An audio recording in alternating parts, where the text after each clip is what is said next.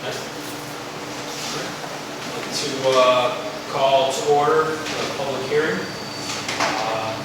Proposed resolution to allow the village board of trustees to employ video conferencing for village board members. Need a motion to open? Motion. Second. Anyone from the public? Any I don't know comments? what you're referring to, but Basically, we're passing, or we're going to put up a resolution so village board members can dial in from home, basically, or video in conferencing. lieu of coming in But person. no, it's only in the case of emergency, really. It's not Yeah. something that we can do all the time. So, Basically, in case of COVID again or something like that, we could do a video conference. Someone's can't come in because they're on late or something. So it's basically to allow board members to come in occasionally from home. It's not allowed to be just, you don't feel like coming in. Is it something that's being done across municipalities? Yes. Yeah, can I say something? yeah, sure. Yeah, we do it in the town of Chatham all the time. They do. Yeah, and it's not, it sounds like yours is a little more, I don't know, like emergency basis. Ours, I mean, board members, want to be there, but I think that it's more important, it seems like our philosophy is that have them there somehow, even if it means calling them through the computer. Right. Things work well for us. In the town of Chatham. Town of Chatham. You're on the town of Chatham board? No, I'm just a citizen. Oh, you are. Yeah. And there's also rules, Stephen, like it has to be announced well in advance that we're doing this at a certain location. Am I right? Yeah, So follows Trish, open yeah, meetings, like, yeah. same as like the school board. Right. Someone wanted to, come in there, it has to be all, it just can't say, oh, Melanie feels like sitting home with her feet up thick, and she's gonna call in. No, it's gotta be really well planned out. Okay. Yep. Okay. And it's also the board's choosing, it's not required either, like if you're away and you can't make a meeting, fine, but we do have some board members that want to make sure for certain meetings they are able to do it. Say they're watching their family members in Virginia or something like that, and they have to be there to take care of them, but yet they want to join the meeting. So that's a good. So they can join the meeting for a vote as well?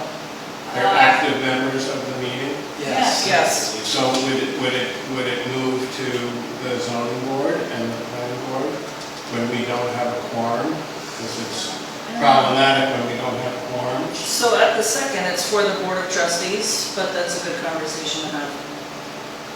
Yeah, we can definitely address that. Thank you for bringing that up. Good point. Any other comments while we're here? This is going slowly, Pete. Yeah. You got any filler, Pete? I'm sorry? You got any filler? Any like jokes or anything? Oh, sure. The minute I try to be funny, it gets bad. Yeah. So. All right. Any other comments in the public hearing? And I'm sorry, is it okay if I ask your name? Pardon? Your name? John, John, Breault, Breault, Breault. Thank you. Sure. I don't know everyone, so. Nice to meet you, John. Thanks for having me here. Yeah, thanks for coming. Again, any other comments? A motion to close the meeting. Motion? Close the public hearing. Second. Second. All right, now we're going to call to order the regular meeting. Please stand. Pledge allegiance To the flag of the United States of America, and to the republic for which it stands, one nation, under God, indivisible, with liberty and justice for all. start with the departments. We can have a public comment period first. Yes. Yes. Yeah, I missed it, Steve. You know what? It's That's right why in I'm front of here. me. That's why I'm here. I didn't have my glasses on, I'm blaming on that. Yes, right now is the public comment section, limited to 15 minutes. So the reason I'm here is more informational in that tomorrow at 2:30, thereabouts, I'm meeting with Jim Johnson up at the clock. And he has a technician that he brings in yearly. My concern of it is this is old news. It's in minutes in the past, but this is old news, is the determination about the village clock and its ownership. Jim Johnson is, I don't know, I think John has more of a finger on the pulse as far as what's going on here. So Jim Johnson is paying, I assume, somebody to come up and look at the clock. He comes up and he basically tells me that I know more about the clock than he does. Jim Johnson wants me there, has requested me to be there. The dilemma is that who owns the clock? And it's never been in writing to, and if Ken was here, I was hoping Ken would be here, because there was some controversy about the ownership of the clock. My problem was that Jim Johnson thinks he owns the clock. And the village, it's really the village's clock, but there's never been we've done a lot of research on it, and to Jim Johnson's benefit, or to his defense, when he bought the clock tower, the wording of the easement that we had for the clock, to line the village clock, is clear. It was clear before he bought it.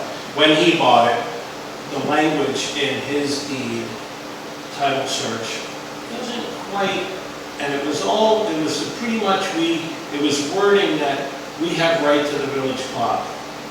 So anyway, I don't want to regurgitate old minutes and old news. It's just that I'm informing the board that I'm meeting with Jim Johnson.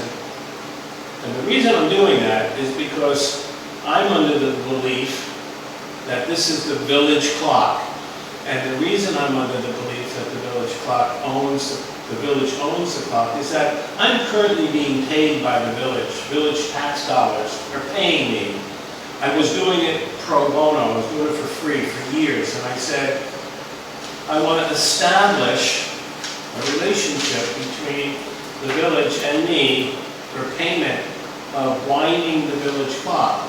And if this ownership is not figured out and written out, why am I winding somebody else's clock? And why is the village spending our tax dollars on paying me to wind the village clock? So you have at that what you want.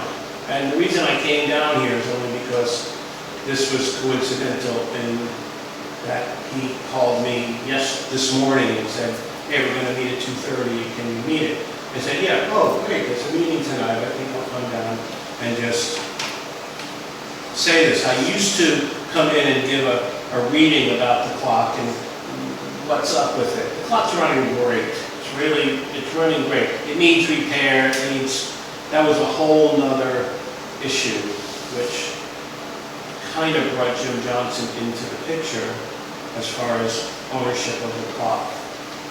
Because he kind of put a stop to money that we were going to allocate to have the clock assessed, as far as it being the village clock. So, my comment is, it's mainly just information, and to be on the record that, once again, I don't want it to go and say that Jim Johnson's been maintaining this clock, or has somebody come in and do work and he's paying for it, and there's no conversation between John and whoever else it was. I think James Kleinbaum got involved. Somebody else got involved as far as the legal ease of redoing the deed and stuff. I just don't want him to think, because we're not being proactive and we're not on the record, that he in turn has more ownership than he really does. So I'm going tomorrow at 2:30, and we're gonna go up there, and we're gonna wind the clock. And Jim Johnson, in the past, acts as if he owns the clock. Like this is his deal. And I go up and I do my thing, and I talk to the guy. I don't address Jim Johnson, I address the technician. Anyway, FYI, more than a public comment, but I do want to have it on the record that I was here establishing this relationship and this situation in the relationship that doesn't give him the right to say, well, the village never said anything and never did anything, and now we own the clock. I own the clock. So if he didn't want to, if the clock breaks, which it's going to, because it's wearing, it's never been restored, when it breaks,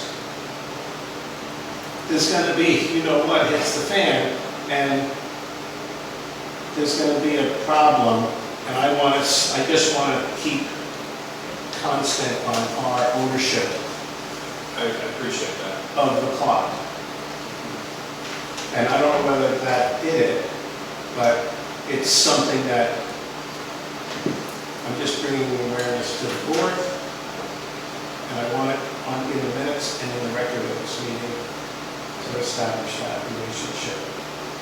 Is what, and then just to finish, the only thing I have to go on is that John said, it's a village clock. So I said, okay, but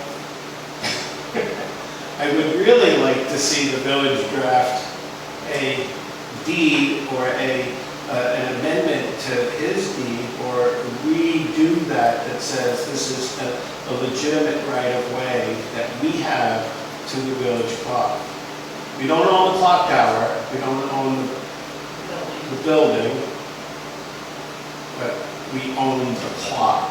And he could make a decision about the clock that could be detrimental to us having a clock. If it breaks, he could say, I'm not fixing that clock, and it sits legally in a nightmare for who knows what. But in the meantime, nobody knows what time it is. So. Thank you for Yeah, going, that's smart. for going, and I totally agree with what you're doing. Yeah, and the reason I wanted to go on the bankroll and I wanted to get paid officially is because of that. It sets, if the village board is paying me to wind somebody else's clock, We can't. that's a problem. That's going to be a problem with certain people who pay attention to this.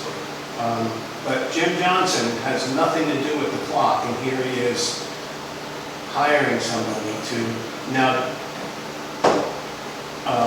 John had said, well, this is what he's doing. If he's doing it as a volunteer and as a gift to the village and a giveaway, and he wants to help and contribute, then I'm fine with that.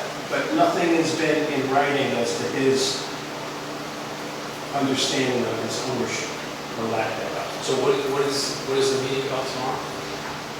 Well, you know, the clock's running fine. He's gonna go up there, the technician's gonna go up there, he's gonna look at the clock, he's gonna ask me a bunch of questions, and I'm gonna tell him how the clock runs. The last time he did it, he said, so, and I said, Jim said, you know more about the clock. I'm not a technician. I know the clock pretty well, and I know its timing, and I know when it's gonna ring, and so he's more of a technician. So he has him go up and do what he does. How often do you have these meetings where this Once a technician year. comes? Okay. Once a year, he did it, this is the third time I'll be meeting with the guy. And I don't know whether Guy, what his understanding is of this situation, but he's, he's perfectly nice. But, and John said that Jim Johnson pays that bill. Okay. Well, we'll look into it again. It seems like you're right. It seems like a long time ago. It does seem like a long time ago, and what's frustrating is that we went through this and nothing has happened this is going on over a year, over 3 years' time, 4 years' time. Nothing has happened from the board to say, hire a lawyer, we have a lawyer, draw up a legal thing that says this is our right of way to the village plot. We own the village plot. If we own the village plot, then we have to take responsibility about fixing it. So I would hope the village wants to own the clock. If we farm it out to some private person, he could say, I don't want the clock.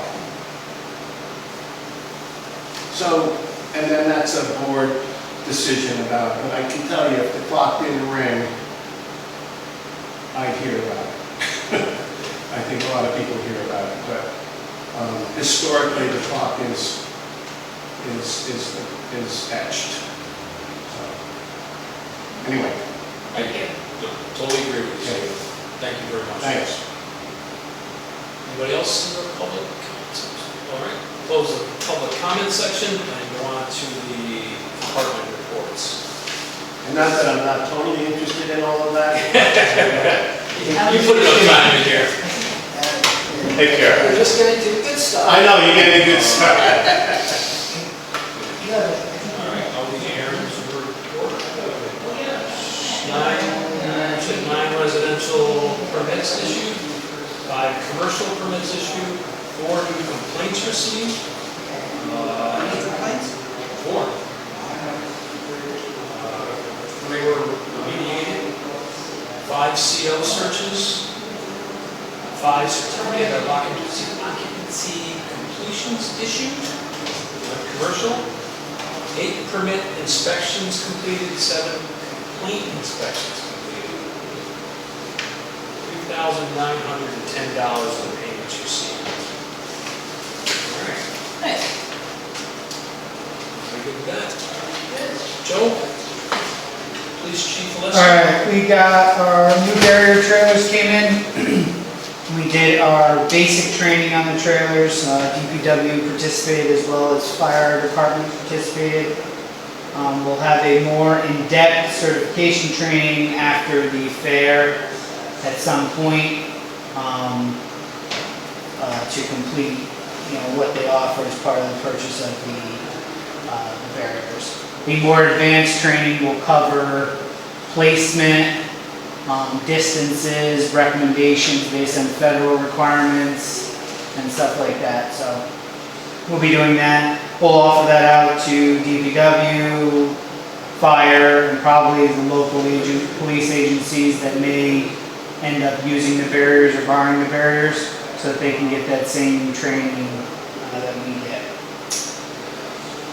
The new patrol vehicle just came in. It was finished on Sunday. It was displayed during the PTA Touch a Truck event on last Sunday. We'll have it in service after we get the computer updated with state police dispatch. Preparing for the fair, so we're 17 days away or so. We've got most of our stuff together, some last minute things we're going to be doing. This week we're going to be putting out notification to the village via Facebook and email blasts as soon as Sam or Desiree is in the office, alerting residents and businesses that traffic can be impacted on Sunday, and if you're planning on doing something, Saturday, due to the parade, if you're planning on doing something, please avoid the area or plan accordingly. Also, we'll be putting out notification to Kinrook Street and Woodbridge as well. The same idea for the parade going on, that there'll be no street parking for Saturday. Our First large accreditation assessment will be the end of September. It's a 3-day event. The state sends 3 assessors down. They spend 3 full days here combing through all of our policies, procedures, documentation, proof of compliance to finalize our accreditation. And then the other thing that we're doing is we're, like I said last month, changing up our recruiting efforts. We're going to utilize some of the civil service, pulling people off of that list. We have some benefit this time around. Sheriff's Office isn't hiring for at least the next 3 or 4 months, which means we're going to get first stab at that list to see if anyone wants a job and wants to go to the academy. Have you been struggling with getting people, Joe, or are you down? I'm not necessarily down. We can always use more, especially, we do a lot of special events, a lot of weekend events. It's taxing on those that do those events. Typically during the summer months, we're every other weekend for the most part. There's something going on. But the issue is that, someone leaves and that creates a hole, so we want to keep filling those ranks. We've had multiple applications and we start to process them and then they get picked up full time, which means they're good candidates. Yep. Just, there's abundance of law enforcement jobs.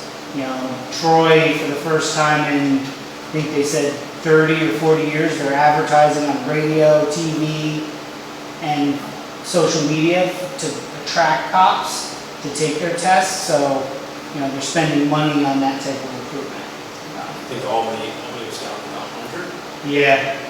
Albany is trying to use retired guys, creating new positions to try to backfill some of those slots. So, Columbia County, the Sheriff's Office has 6 or 7 that are, we'll call them in the hopper, waiting for the next academy, which means they won't hire anymore until those 6 get through the academy, which means this list that just came out is ripe for the picking. At least someone who wants to get started, get their certification, get their civil service status, and then, in theory they move on, but, we use them, they'll be here for a year, 2 years, and then, they'll move on to a full-time agency most likely.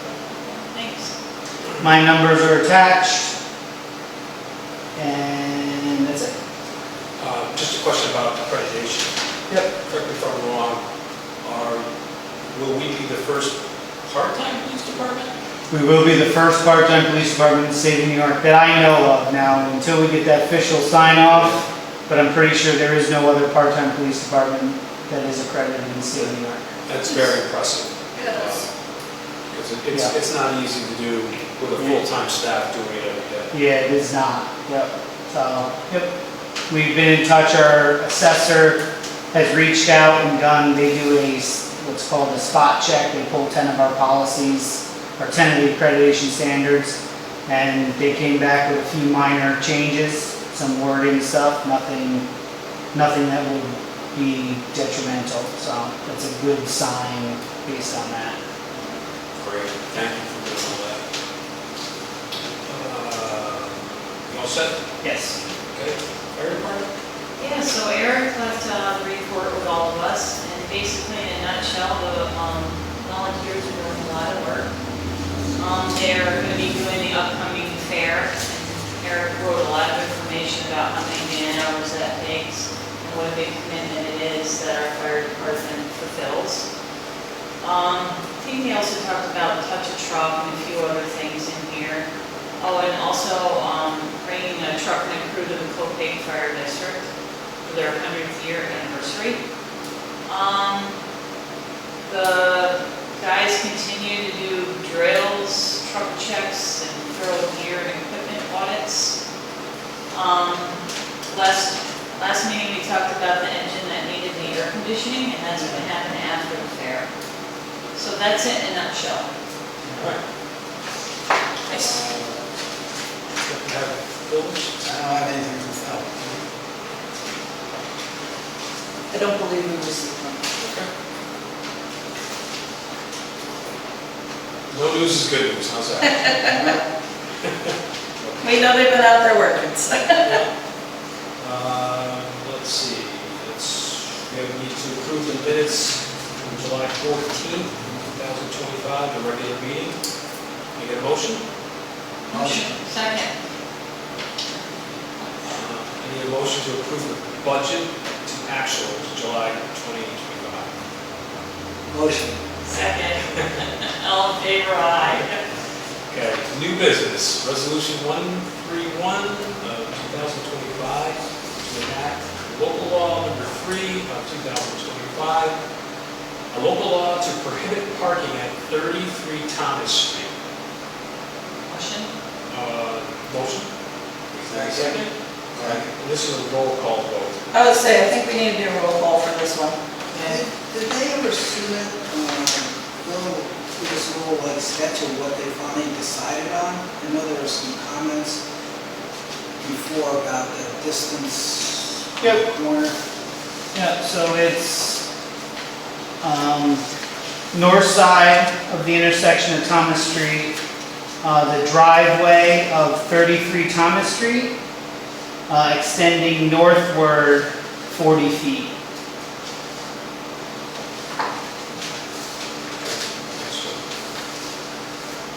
Anything else with that before we vote? Okay, say Ralph, Yes. Melanie, Yes.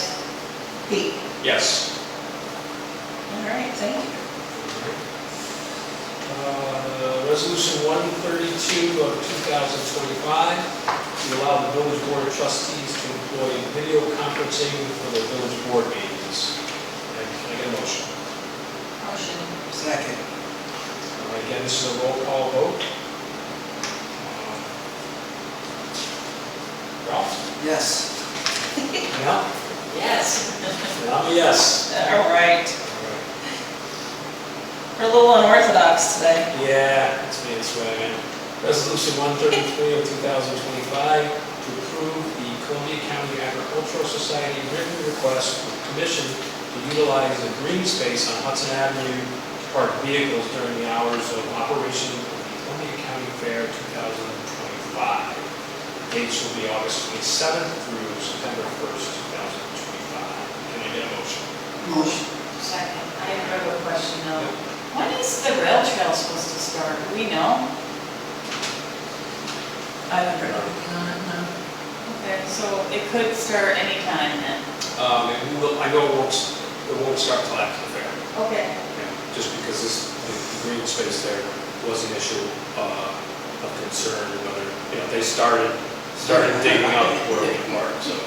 But, and it wasn't pushed back because of the fair. Oh, I just wondered because in the letter it said that if it starts, then we'll go to Plan B, which is putting the cars around the school and somewhere else. Did I read that correctly? Correct.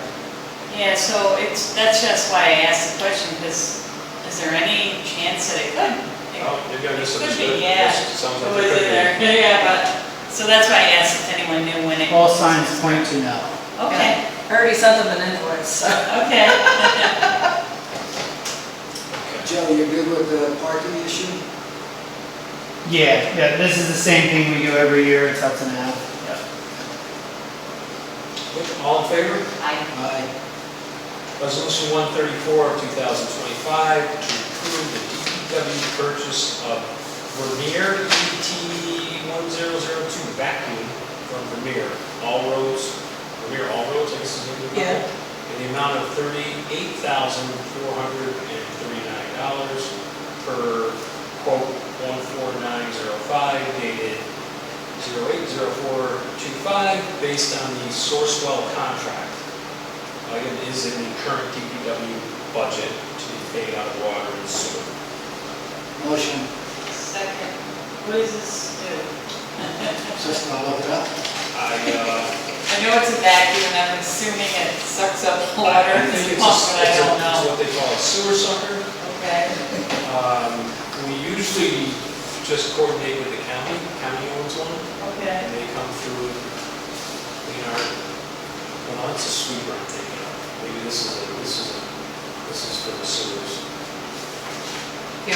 split it with water and sewer. I'm thinking of Yeah. Usually the street sweeper. the street sweeper, yeah. The other one. And again, For utility work, for excavating and removing debris, often areas for digging, so it's something to use when they're digging those trenches and stuff to remove stuff out of there. Okay. Thank you, Rob. all right, thank you. I just assumed it was a sort there. Yeah. Probably could be used for that. It's probably the whole purpose statement, but Probably helps to make their job easier when they have to fix stuff. Yeah, Cleveland, Ralph, you make a good point when you read it. I mean, just the last, amount of dirt trying to get it out of the hole, that would probably do it in 2 minutes as opposed to 2 guys down there, taking an hour to get it out of there. Again, it's in his budget already, so it's not, money doesn't have to be paid. All in favor? Ayes have it. All right. All right, then we have resolution 135 on that. Okay, resolution 135, 2025, to approve the July 2nd, 2025 writ request submitted by the Sanford W. Smith Hook and Ladder Company to accept Noah Palmer as a new member of the Chatham Fire Department. second, All in favor? Aye. All right. Action. Second public comment after the, Second public comment period? Let me just explain why I'm here. Maybe it's, just to be clear, the town of Chatham established a financial planning and economic development committee, and the mayor, our superintendent, Collins, got with the mayor, and the mayor suggested we work with CABA. So we've been working with CABA. The objective of the economic development of the survey, of what we're doing, we created a survey to try to understand the unmet needs of the farms, the nonprofits, and the businesses. And so we've gone around and we've gotten 39 people return the survey, and from the businesses and 70 from the nonprofits. And what we're going to do is make a recommendation, based on data, I guess, data and opinions, written survey results, make recommendations to the board on things that can be done to help with economic development. And kind of economic development is kind of, a lot of it's related to sales tax. So, if if the sales tax increases, then it'd be less burden on the citizens' tax they have to pay. So far, what we've done is 2 results. One is we held with the CEDC, the Columbia Economic Development Corporation, with Mike Tucker. We had a session on loans and grants at the North Chatham Library. We had 45 people attend that. We videotaped it, and when the spring comes out, we'll probably go down to the library and ask the librarian if we can hold a session down there for the people in the village. So this is a town of Chatham initiative, but it's really for the Chathams.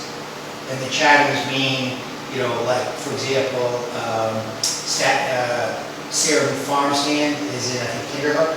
But we consider that to be, part of our area. Our area being both village and town. Same thing with Berry Farm. right? Yeah. Anyway, my point is that the one result has been this loan thing. We've had 6 people contact CEDC to get information about loans. Because it's in the survey, it's one of the areas that came out was, low-cost loans or grants. And the other thing that came out was a RAC card, which we hope will be approved by our board. It's already approved by CABA. And a RAC card is it's like a half a sheet of paper, a cardboard that's up near a cash register, and on it's going to be the clock tower, and 4 pictures, one of the festival, one of some of the eateries, and one of PS21. And there's going to be a QR code on there that when people take a picture of it, it's going to go to the CABA website and list all the various businesses by category. So if somebody's driving up to Conic or New York State Thruway, what's going on in Chatham, hopefully they'll click, if they have the card, then they would take a picture of the QR code and it would go straight to the Cabo website. If they're just driving up, around this area, we hope that they would hit the Cabo website and the same thing would be there. So if you want coffee, by category. And we're going to have it we're going to distribute, we're going to have it at the train station. The mayor talked a little bit about the fair and using geofencing. And apparently the fair's had a lot of success in understanding who goes to the fair. So one of the reasons I came here today was to talk to the mayor about geofencing and if that could be used for the village, but I'll just get with him at another time. And so it's at this point, 4-member committee. We're looking for more members. Debbie Byram has been amazing. She's the president of CABA. And as a result of her efforts and our efforts in trying to have people complete the survey, her membership has gone up, which is good. So, do you have any questions? Do you tie in with the Chamber of Commerce? We do. What we found, what we know is that everything that would be needed to have this as successful as possible has already been invented. It's a matter of finding it. So we have a gentleman from CABA is on the gentleman from the Chamber of Commerce is on the CABA board. CABA donated, I believe it's $150 for the printing of this rack card, and the Columbia Bureau of Tourism also contributed $200 for it. And the whole card costs, I think, $350 with 2,000 pieces of paper for that. So we're a volunteer committee, and it's been a pleasure for me personally to go around and meet the various businesses, and people are very proud. One of the questions we ask is, why are you proud to be in the village or town of Chatham? And it's people and the history and all that kind of stuff. So that's about that's it. Do you have any?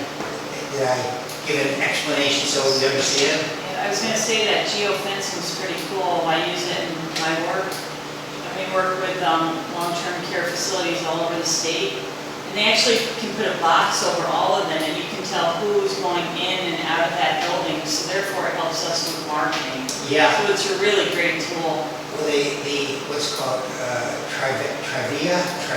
There's a web company in town that does their website. So I'm thinking probably Debbie already has that stuff, but it just never occurred to me. Yeah, no, it's pretty cool. To use that. So we're having fun, and we're really happy that we can cooperate with with the village and the town. Cool. So Sounds like a great project. yeah, a lot of you all know what you do. It's a lot of work, but it's something that we're having fun doing. So, Help everyone. yeah. So thank you for your cooperation and support. Absolutely. Thank you for doing it. Sure.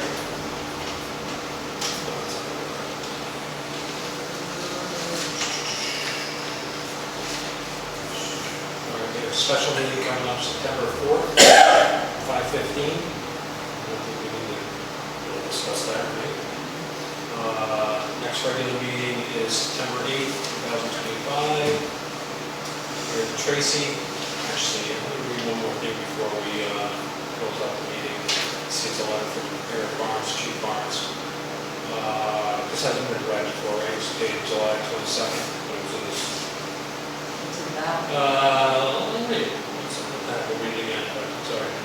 As we prepare for the annual Columbia County Fair over Labor Day, we are reviewing our plans and confirming our communications to maintain our relationships with all other entities in the community. The fair will run from 12 noon on Wednesday, August 27th, 2025 through September 1st, 2025. The Columbia County Agricultural Society understands that the Village of Chatham has completed an agreement with the Harlem Valley Rail Trail to allow the HRT to take over and utilize the green space on Hudson Avenue for the rail trail. Should that construction project, this is what you're talking about, not begin prior to the fair, the CCAS is requesting permission from the Village of Chatham to once again utilize it to park vehicles on during the hours of operation of the fair.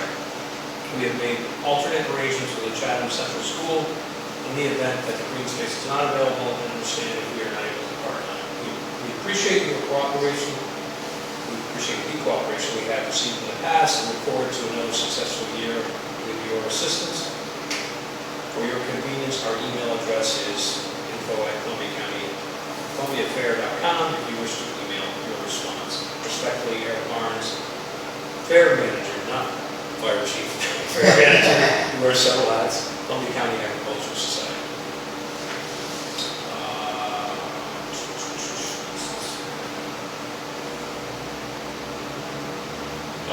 There's just another note about the fire department voting in Noah Palmer as a member. We've already voted on that. Great. That's it. Any other comments? Anything? Need a motion to close the meeting? Motion. Second. Thank you all.